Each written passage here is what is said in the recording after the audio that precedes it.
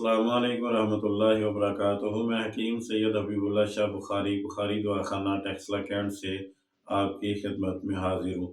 آج ہم بات کریں گے تخم اٹنگن کے بارے میں۔ یہ ایک پودے کے بیج ہوتے ہیں جو کہ چھلے ہوئے خشک دھنیے کی مانند ہوتے ہیں، اور اسی طرح فارسی کے اندر اس کو تخم انجرا کے نام سے پکارا جاتا ہے، اور عربی کے اندر اس کو بذر الکریز کے نام سے پکارا جاتا ہے، اور انگریزی میں اس کو بلی بر سیڈز کے نام سے پکارا جاتا ہے۔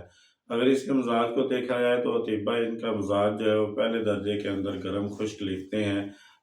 ان کے ذائقے کی بات کی جائے تو ان کا ذائقہ پھیکا اور بدمزہ سا ہوتا ہے۔ بہت سارے امراض کے اندر ان کو استعمال کر کے فائدہ حاصل کیا جا سکتا ہے، خصوصاً مردانہ امراض کے اندر، مردانہ جنسی امراض کے اندر اس کا استعمال بہت زیادہ فائدہ مند ثابت ہوتا ہے۔ اس لیے ایسے نسخہ جات کا یہ لازمی جزو سمجھے جاتے ہیں کہ جو مردانہ جنسی امراض کے لیے تیار کیے جاتے ہیں۔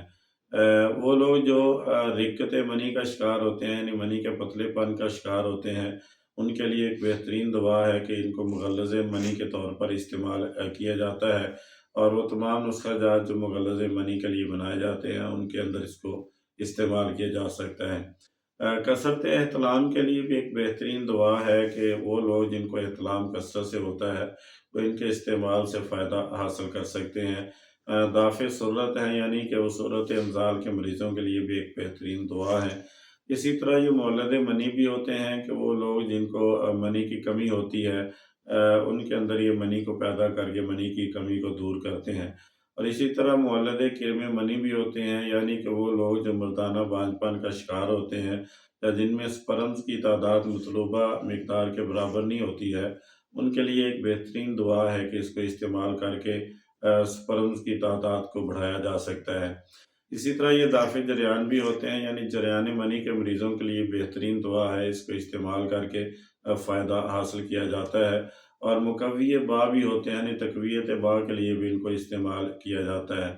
اس کے ساتھ ساتھ خشک اور تر کھانسی کے لیے بھی ایک بہترین دعا ہے، یہ سینے کو صاف کرتی ہے اور کھانسی کو دور کرتی ہے۔ اس کی مقدار خوراک 3 ماشا سے 5 ماشا تک ہوتی ہے۔ اس کو تنہا بھی پاؤڈر کر کے استعمال کیا جا سکتا ہے، اور دوسری ادویات کے ساتھ ملا کے بھی استعمال کیا جا سکتا ہے۔ اب ایک نسخہ جو تخم اٹنگن کے متعلق ہے اور بہترین نسخہ ہے، وہ آپ کے سامنے میں رکھنا چاہتا ہوں کہ ان امراض کے اندر بندہ اس نسخے کو بنا کے استعمال کر کے فائدہ حاصل کر سکتا ہے۔ تخم اٹنگن آپ نے لینے ہیں، تال مکھانہ آپ نے لینا ہے، تج لینا ہے، ستاور آپ نے لینا ہے، بیج بند لینا ہے، گوکھرو آپ نے لینا ہے، اسی طرح موچرس آپ نے لینی ہے، گوند کیکر آپ نے لینی ہے۔ یہ تمام چیزیں جو میں نے آپ کو بتائی ہیں یہ آپ نے 10-10 گرام کی مقدار میں لینی ہے، یعنی تخم اٹنگن ہے، تال مکھانہ ہے، تج ہے، ستاور ہے، بیج بند ہے، گوکھرو ہے، موچرس ہے، گوند کیکر ہے۔ یہ چیزیں آپ نے 10-10 گرام کی مقدار میں لینی ہے۔ اور اسی طرح جو سنگاڑا خشک ہے، اسکن ناگوری ہے، اور چینا گوند ہے، اور شکاکل مصری ہے، اس کو آپ نے 8-8 گرام کی مقدار میں لینا ہے۔ ان تمام چیزوں کا باریک پاؤڈر کر لیں اور ان کے برابر وزن چینی باریک کر کے شامل کر لیں۔ یہ آپ کی دعا تیار ہے۔ آپ اس کو صبح و شام ایک چھوٹی چمچ دودھ کے ساتھ استعمال کریں۔ انشاءاللہ ان تمام امراض کے لیے ایک بہترین نسخہ ہے جس کو آپ بنا کے استعمال کر کے فائدہ حاصل کر سکتے ہیں۔ بس اوقات جب بندہ خود نسخہ بنانے لگتا ہے تو اس کو سب سے بڑا جو چیلنج پیش آتا ہے وہ یہ ہوتا ہے کہ اجزاء مارکیٹ سے خالص نہیں ملتے۔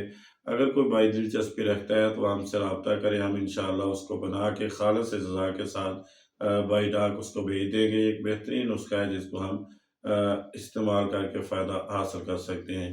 یہ جتنی بھی ویڈیوز ہیں یہ فائدہ عام کے لیے بنائی جاتی ہیں۔ میں دوستوں آپ سے گزارش کروں گا میرے یوٹیوب چینل کو سبسکرائب کریں، لائک اور شیئر کریں، اور بیل آئیکن کو دبا دیں تاکہ ہر نئی آنے والی ویڈیو آپ تک پہنچ جائے اور آپ اس سے استفادہ کر سکیں۔ اللہ میرا اور آپ کا حامی و ناصر ہو۔ السلام علیکم ورحمۃ اللہ وبرکاتہ۔